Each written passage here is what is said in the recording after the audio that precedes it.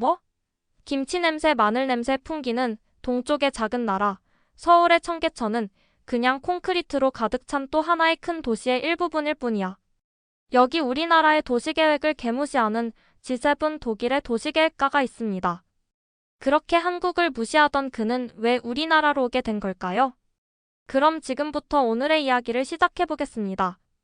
안녕하세요. 저는 독일 프랑크푸르트에서 도시재생 프로젝트를 담당하고 있는 50대 도시계획가 칼입니다. 서울에 가고 싶지 않았어요. 처음에는요.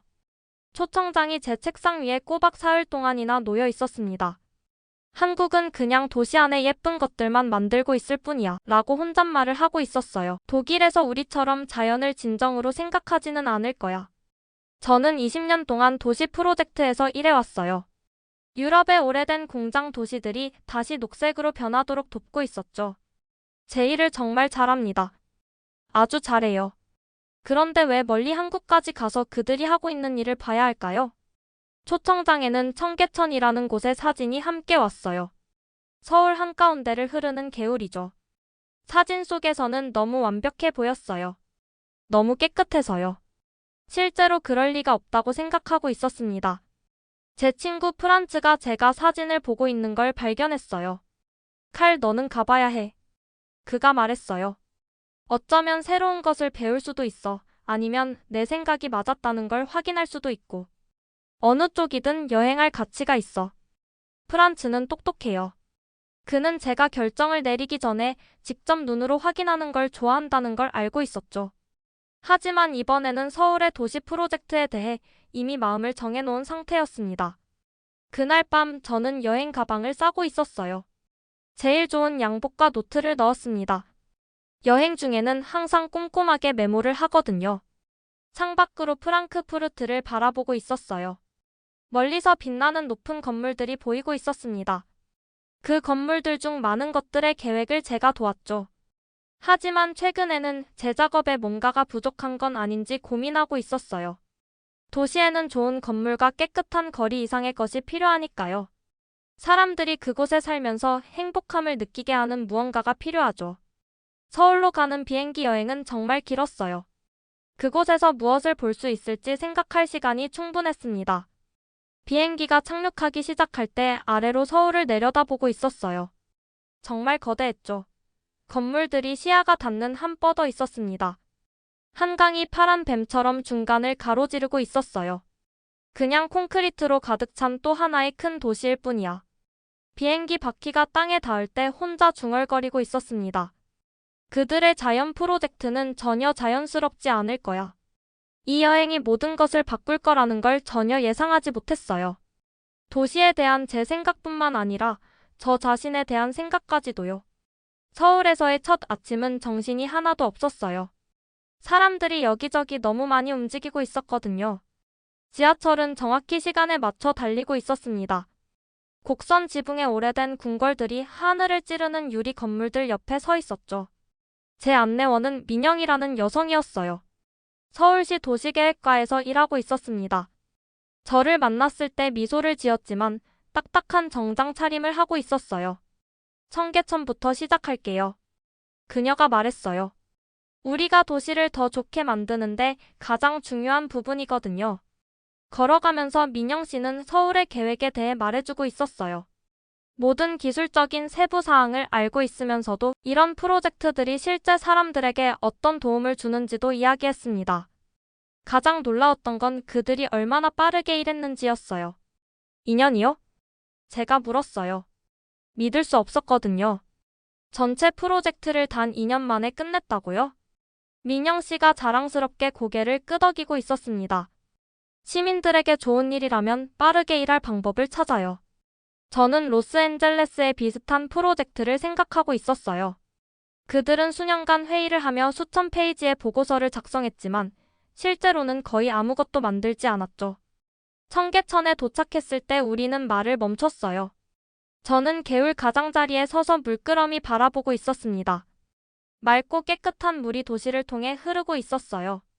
전혀 가짜처럼 보이지 않았습니다.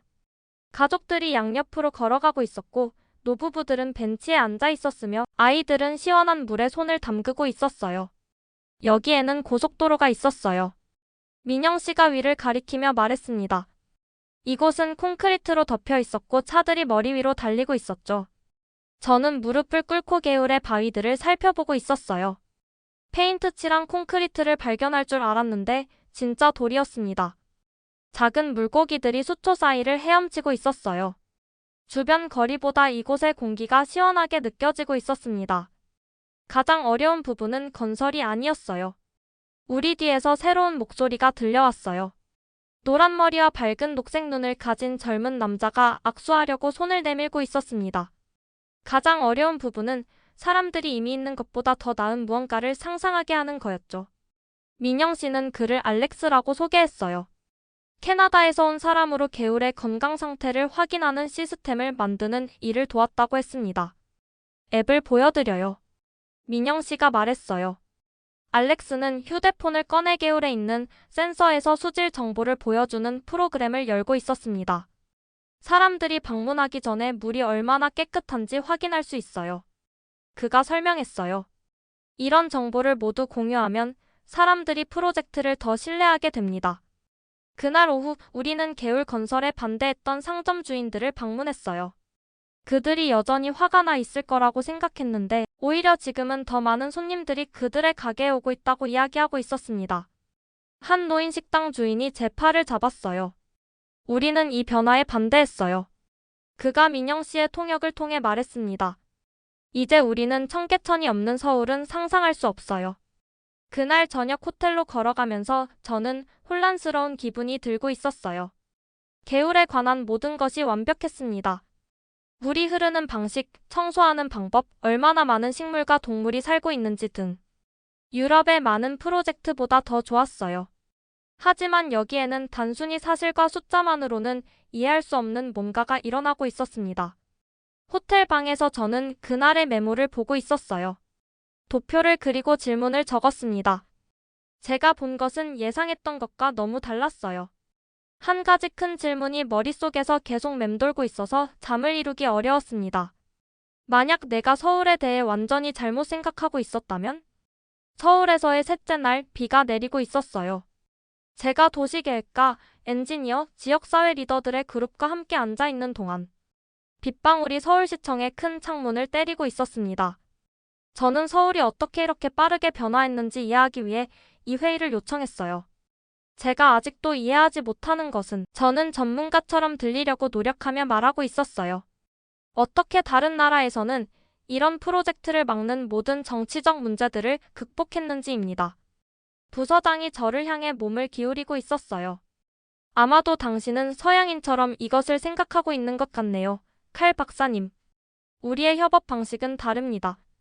다음 1시간 동안 그들은 자신들의 과정을 설명해주고 있었어요. 기술적인 해결책뿐만 아니라 사람들이 어떻게 함께 일하게 했는지도 이야기했습니다. 정부는 지체 없는 필요한 행동을 믿었는데 이는 서류 작업이 적다는 의미였어요. 지역사회 리더들은 처음부터 결정을 내리는 데 도움을 주고 있었습니다. 그들은 문제와 이점 모두에 대해 솔직했고 이것이 사람들이 그들을 신뢰하게 만들었어요. 회의가 끝난 후 민영 씨는 아직 비가 내리는 동안 청계천으로 다시 가보자고 제안했습니다. 비가 올 때 개울이 추가물을 어떻게 처리하는지 보셔야 해요. 우리가 우산 아래 걸으며 그녀가 설명하고 있었어요. 제가 본 것은 단지 좋은 공학이 아니었습니다. 그것은 아름다웠어요. 신중한 계산으로 설계된 개울이 범람 없이 모든 비를 받아들이고 있었습니다.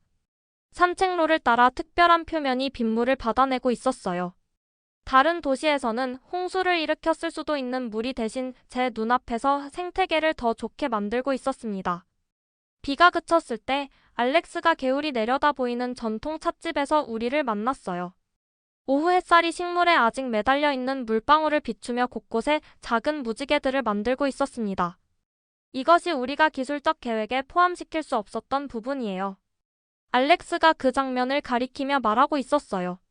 빛이 물과 어우러지는 방식, 더 많은 물이 흐르면서 소리가 어떻게 변하는지, 사람들이 도시 한가운데서 자연적인 것들을 볼 때 어떻게 더 행복해지는지요. 제 경력 중 처음으로 제 사고방식이 너무 제한적이라고 느끼고 있었어요. 저는 숫자로 프로젝트를 판단하도록 훈련받았습니다. 비용 대비 이익, 환경 영향 점수, 교통 개선율 등. 하지만 여기에는 숫자로 측정할 수 없는 무언가가 있었어요. 여러분이 만든 것은. 저는 제 말을 신중하게 생각하며 천천히 말했습니다. 단지 자연을 고치는 것이 아니에요. 도시 자체의 영혼을 고치고 있는 거죠. 민영 씨가 미소 짓고 있었어요. 이제 이해하기 시작하시는군요. 그날 저녁 저는 개울가에 혼자 앉아 있었습니다. 위기를 겪고 있었어요. 유럽의 생각과 독일의 효율성에 기반한 제1에 대한 모든 믿음이 갑자기 흔들리고 있었습니다.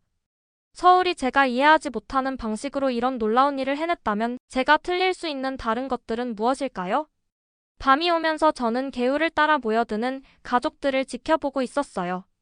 조명이 자동으로 켜지고 있었는데 근처를 걷는 사람들의 수에 따라 더 밝아지거나 어두워지고 있었습니다. 사람들의 경험을 개선하기 위해 기술이 사용된 또 다른 사려 깊은 방식이었어요. 다리 중 하나 근처에서 노인 그룹이 전통 음악을 연주하고 있었습니다. 그들의 음악이 흐르는 물소리와 어우러지고 있었어요. 젊은 커플들, 직장에서 돌아오는 직장인들, 조부모와 함께 있는 아이들. 모두가 이 공간을 마치 자신들의 것인 것처럼 공유하고 있었습니다. 저는 유럽 도시 프로젝트에서 이런 느낌을 거의 보지 못했어요. 어둠이 서울을 덮으면서 저는 마침내 며칠 동안 쌓아왔던 것을 인정했습니다.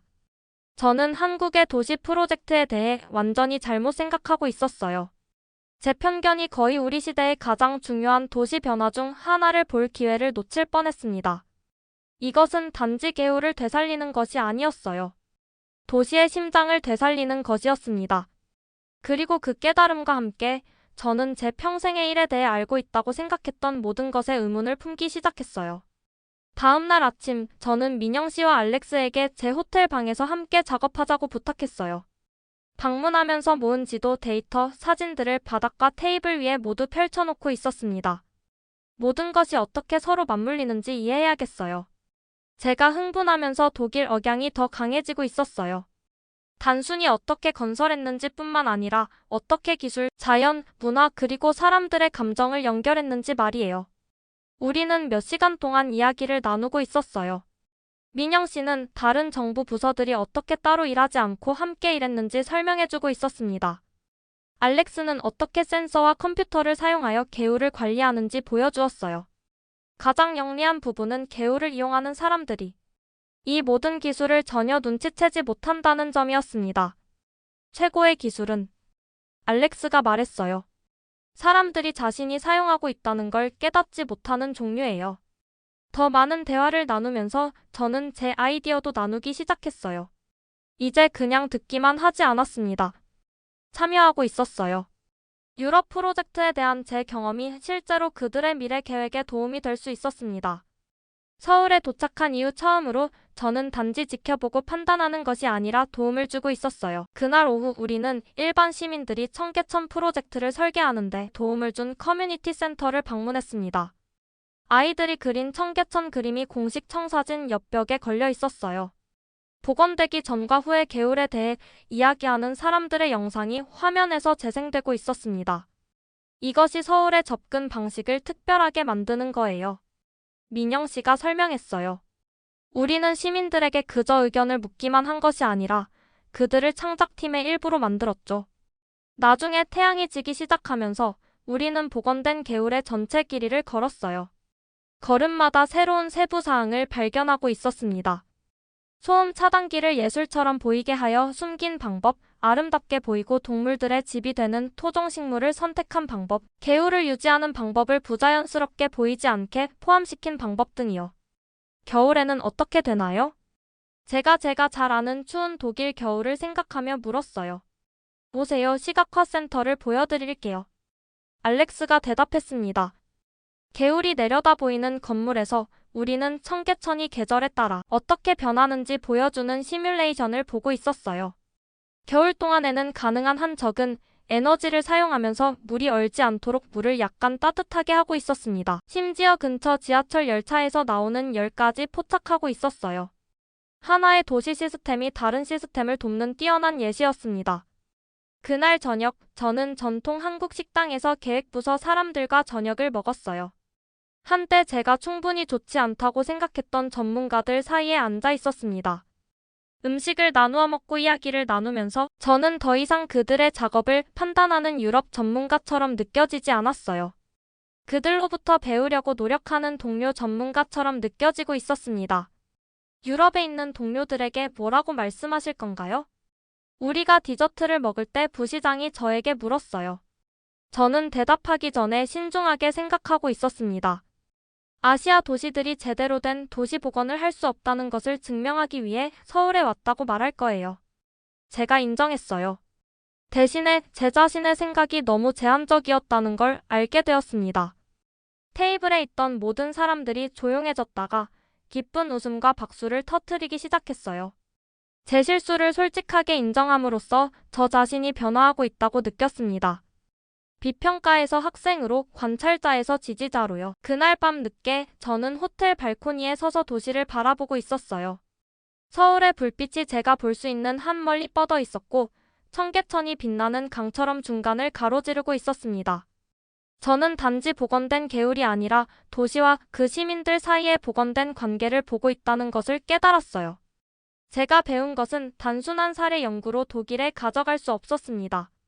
그것은 제1에 대한 전체적인 접근 방식의 일부가 되어야 했어요.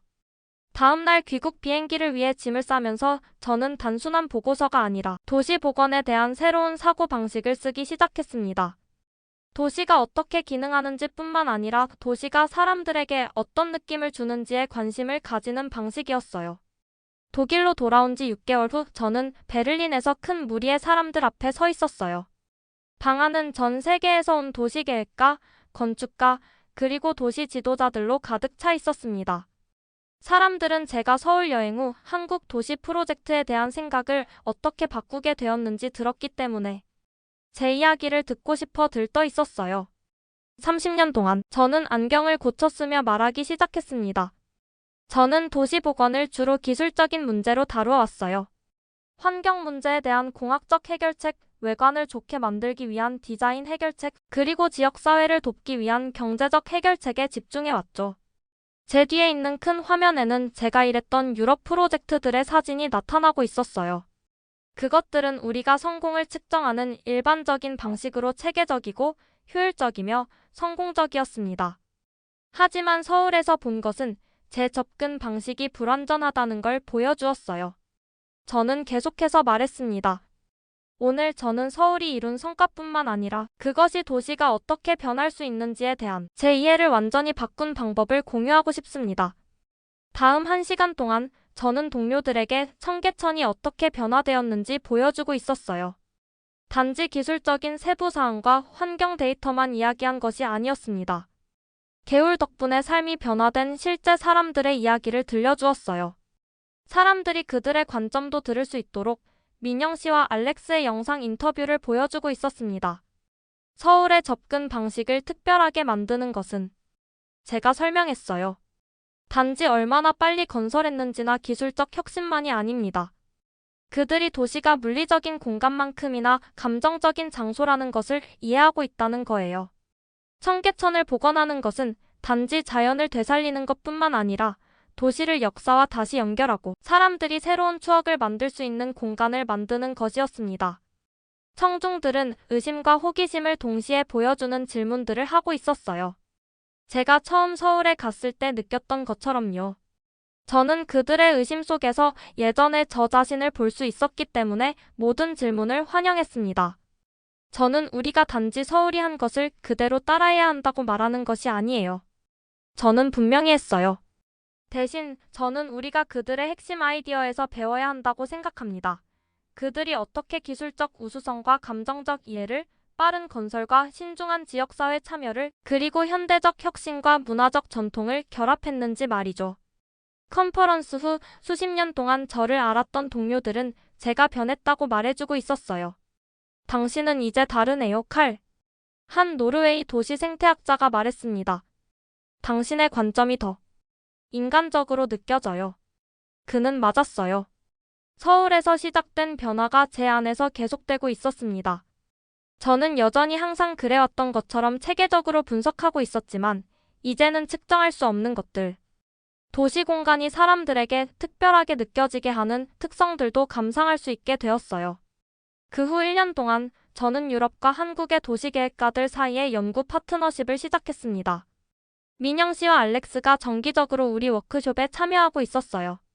우리가 서울 원칙이라고 부르기 시작한 것이 유럽 전역의 프로젝트에 영향을 미치기 시작했습니다. 정확한 모델을 복사하는 것이 아니라 적응시킬 철학으로요. 이제 프랑크푸르트에 있는 제 사무실 벽에는 해질녘 청계천의 큰 사진이 걸려 있어요. 그 옆에는 제가 방문 중에 만난 한국의 노인 상점 주인으로부터 받은 편지가 액자에 담겨 있었습니다.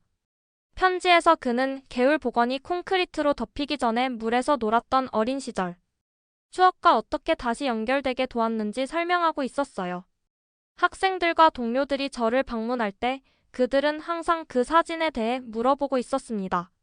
매번 저는 의심 많던 독일 도시 전문가가 어떻게 진정한 도시 변화가 단지 눈에 보이는 구조물에서뿐만 아니라 사람과 장소 사이에 보이지 않는 연결에서 일어난다는 것을 발견했는지 이야기해 주었어요.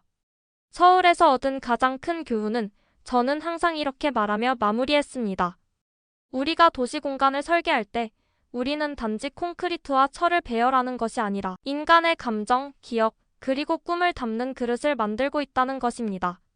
오늘날 유럽 전역에서 새로운 프로젝트를 진행하면서 저는 서울에서 가져온 특별한 지식을 간직하고 있어요. 도시가 단지 건설된 환경이 아니라 감정적 차원을 가진 살아있는 존재라는 이해를요. 이 관점은 제가 일하는 방식뿐만 아니라 수십 년 전에 이 직업을 시작했던 이유와 다시 연결시켜 주었습니다. 잘 설계된 도시가 인간의 정신을 풍요롭게 할 수 있다는 믿음이요. 그리고 때때로 늦은 밤 사무실에서 함부르크의 새로운 강변 복원 계획을 살펴보면서 저는 청계천을 통해 부드럽게 흐르는 물소리가 들리는 것 같아요. 도시 복원에서 가장 중요한 혁신은 기술이나 재료에서 찾을 수 있는 것이 아니라 도시의 영혼을 재발견하고 그것을 다시 생명으로 불어넣는 것이라는 사실을 상기시켜주고 있었습니다.